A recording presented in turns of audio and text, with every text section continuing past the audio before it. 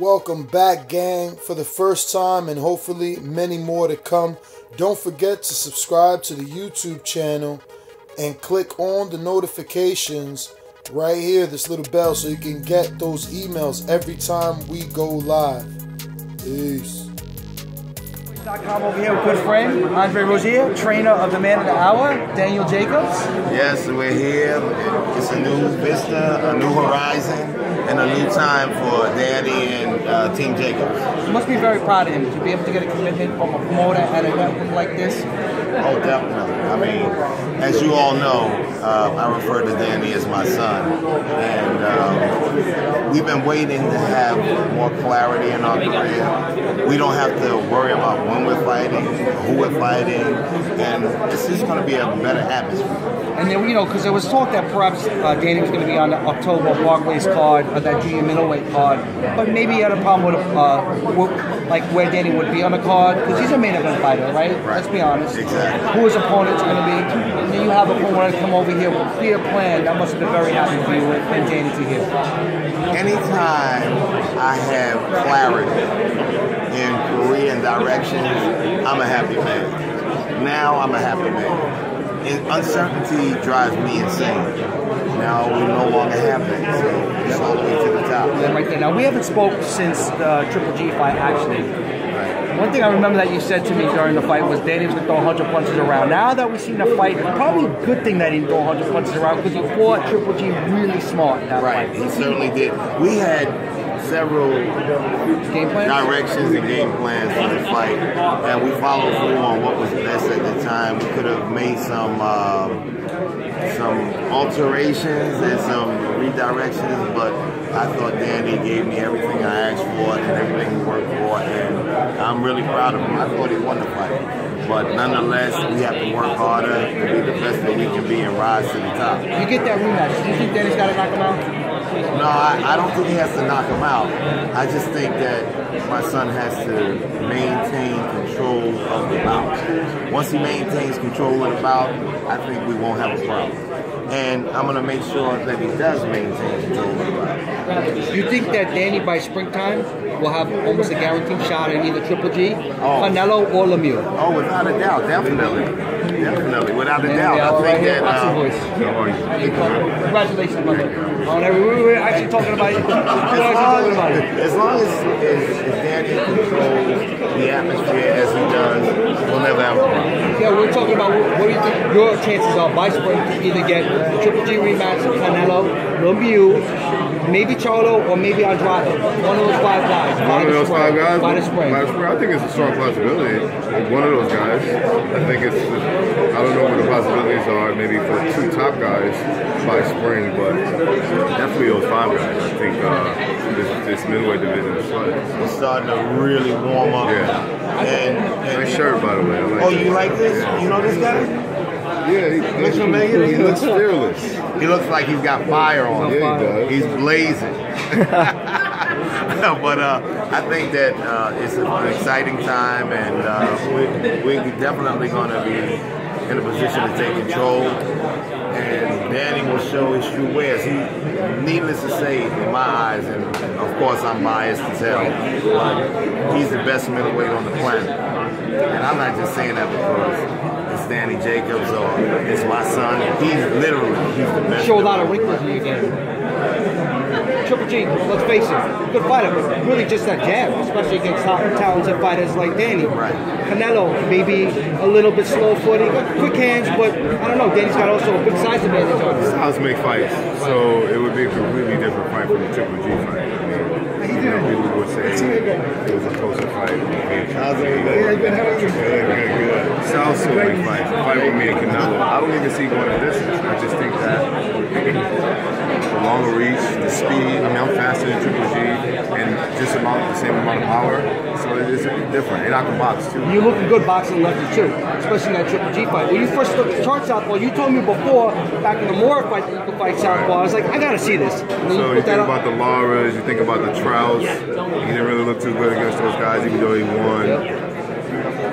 And Danny's been constantly experimenting. I remember the first time he told me, he says, I want to box southpaw.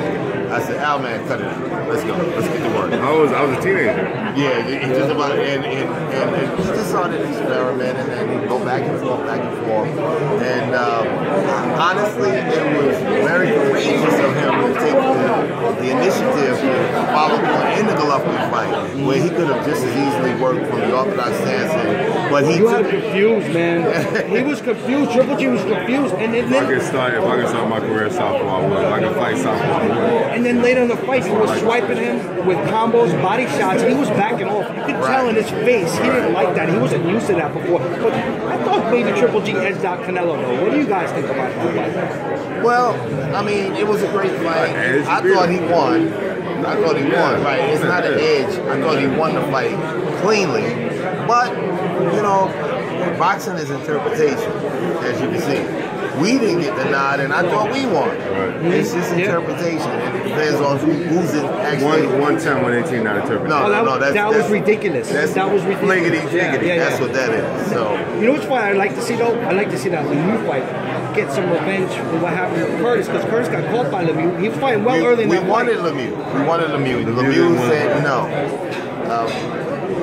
That would have been a great fight, but Lemieux said no. I think he's thinking maybe catching some of this fire with Cotto, who, and a lot of people are saying, oh, you know what, I think that's a horrible fight for Cotto to end his career.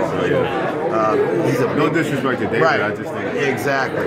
You know, it's just like it's not that fight. Now they do these things with the ratings where they're going to mandate the Triple G Canelo rematch. No problem. They may have to mandate Danny to fight somebody. Maybe Charlo. He's stuck where he's got a mandate of fights. Is that something you're looking to do, or any direction that they offer to us, we want to try to take control. So that's where we are right now. But we're in a fantastic position. Yes. Not like before where you didn't have many avenues to work with. Now we're in a great position. And we have to take full advantage. The one thing is, Coach, now you got pressure because, right, you got a big investment by the promoter, by the network, and not only that, you got this kid. Nobody really knows about this kid, Arias, but he was a very talented amateur fighter. Listen, and no disrespect to anybody that has to get in the ring with Dan, but when you get in the ring with Dan, unless you're at the top of the mountain, forget about it. That's it. Are you thinking about going out to Hayward and working with Virgil again, like you did for the Triple G fight? Well, no, that was a good atmosphere thing because all of Andre Ward, Andre Bird, all of these kids are like my nephew. Yeah. And from amateurs, right? You know, from amateur days? All the way from early on, and we just got it up to the top, and that's where we are right now. So it's a wonderful thing, and we're gonna keep going. And you're doing working in Saddam's gym? Yes. Okay. You know that, he's a southpaw, so I don't know if it makes sense, but you know Lubin's up over here at Sosa's gym. Right. I don't know if you want to they throw him into the fire. Well, no, I have some guys working with Lubin today. Okay, right. Okay. Over at our gym, New York City Fight Center. So they're over there working now, which is great. But I think right now for Eric, he's so close to the fight. This is his last week's card. He doesn't need somebody like that. Yeah. But he's just like really just too big, and he's doing what he needs to do. Last thing, and a couple of other things. So we know you're a big fight fan. We had Wilder supposed to have that big fight against Ortiz. I was excited for it in Brooklyn, right? And then Ortiz gets popped for the PEDs. Wilder really wants this fight. He says, you know what? I'll fight him anyway. First, what's your opinion on PEDs in the sport? And do you think Wilder should go through with this fight? Well, first and foremost, if you do anything illegal to have a further advantage against your opponent, I think you should be out, suspended for life. Yes, that's my opinion. Especially in this sport. Now, as for Ortiz, he says that his blood pressure medication has something to do with it. I don't know, but he's been banged on it before, and I had Ortiz winning that fight. He was my pick, but I can't honestly sideline with Ortiz now as much as I really love him as an athlete. Because you can't keep coming up with issues of this nature and of this magnitude. Right. It's ridiculous. And maybe he was clean, but his managers didn't do a good job of listing what they needed to do to abide by the rules. If that blood pressure medication needed to be listed and they didn't turn that information in, that's on them, right? Exactly. They You're should have done responsible that. for your actions. It's a simple thing to do. I don't know why they didn't. And, we need to find out why. And last one, another fight that we got over here in New York City, we got Rigondeaux, we got Lomachenko. I think that's a very interesting fight. It's an interesting fight, but honestly, I have to say that because of the weight disparity, I don't think Rigondeaux will be able to do what's necessary to be victorious. I think he's too small, and I love Rozier. I love him to death. But Lomachenko is at 130. He's coming up on 122. I don't see it. I don't see it being what we want it to be. If they were like on par, if they were in the same weight. Right. And the last one we got again. Let's go circle back to Brooklyn in October. You'll probably be there. I think we'll be that Lubin and Charlo fight. Two young, exciting fighters at each other. You got an early pick for that fight? Well, Lubin is one of my babies, so of course I'm siding with him. I'm looking forward to him being victorious. So, but it's a tough fight. Charlo is a fantastic fighter. Right now, I have it at 50-50. But I'm hoping that Lubin shows his ring generalship, his smarts, and his capability, and he ends up being victorious. Listen, Coach, we appreciate your time. Love to have you back again. Anytime. Thank you so much.